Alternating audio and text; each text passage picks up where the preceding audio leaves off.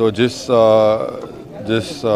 महाशय को भारत रत्न से नरेंद्र मोदी नवाज रहे हैं, तो उनका रिकॉर्ड ये है कि जहाँ कहीं भी वो अपनी रथ यात्रा लेकर गए, 23 सितंबर से 5 नवंबर 1990 में, और जो जनरेशन जी जिसको कहते हैं उन नौजवानों के लिए बता रहा हूँ कि उस वक्त लाल कृष्ण आडवाणी रथ यात्रा लेकर निकले थे बाबरी मस्जिद को तोड़ने के लिए। तो ये रथ यात्रा गई 23 सितंबर से 5 नवंबर 1990 तक।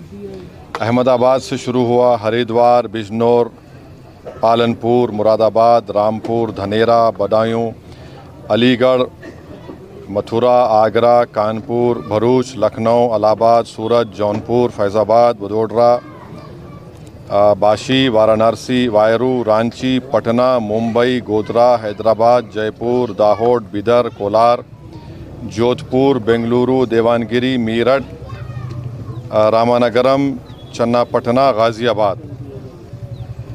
तो उसमें जहाँ कहीं भी ये इनकी रथ यात्रा गई, बेंगलुरु, कोलार, चन्नापटना में 30 लोगों की मौत हुई फसादात में, देवानगिरी में 1, रामानगरम में 2 नवंबर को 2 लोगों की मौत हुई, बिदर में 7 लोगों की मौत हुई अक्टूबर 5, हैदराबाद में उस वक्त बदतरीन फसाद हुआ हिंदू मुसलमानों का, 30 लोगों की मौत हुई।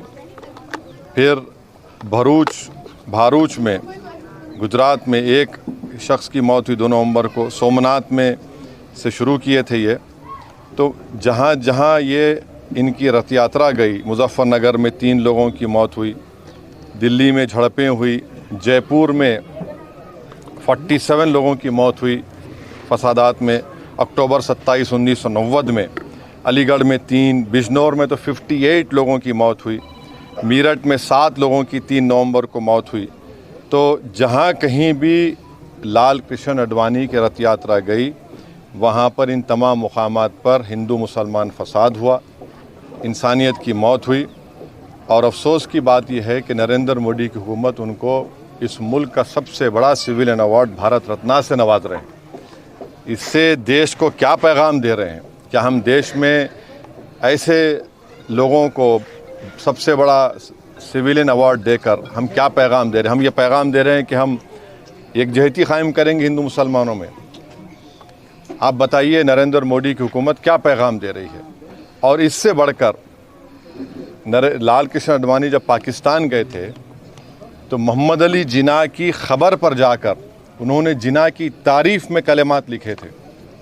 और यही आरएसएस, बीजेपी, विश्व हिंदू परिषद, बजरंग दल आए दिन भारत के गयूर मुसलमानों को बोलते हैं पाकिस्तान चले जाओ, पाकिस्तान चले जाओ। अरे कम से कम तुम अवार्ड देने से पहले ये तो देख लेते कि ठीक है इतने लोग मरे, तुम भूल गए, इतने लोगों की मौतें हुई, बच्चे यतीम हुए, हमारी बहनें चाहे हिंदू हो मुसलमान हो बेवा हो गई, कई घर उजड़ गए। जो शख्स पाकिस्तान जाकर मोहम्मद अली जिन्ना जो इस मुल्क की पार्टीशन का ज़िम्मेदार है, आप उसकी तारीफ़ में कलेमात लिखता है। नरेंद्र मोदी तो आडवाणी की किताब को कौन सी किताब लिखी गई थी जब जिन्ना के ऊपर जसवंत सिंह साहब लिखे थे, उस किताब को बैन लगा दिया था क्योंकि वो उसमें जिक्र था। आप ऐसे आदमी को अवार्ड दे रहे हैं जो जिन्ना की तारीफ़ किया। तो इससे आपका ये सो कॉल्ड नेशनलिज्म दिखता है। हम जो अवार्ड दिया गया है, हम समझते हैं कि ये हमारे अवार्ड की तौहीन है।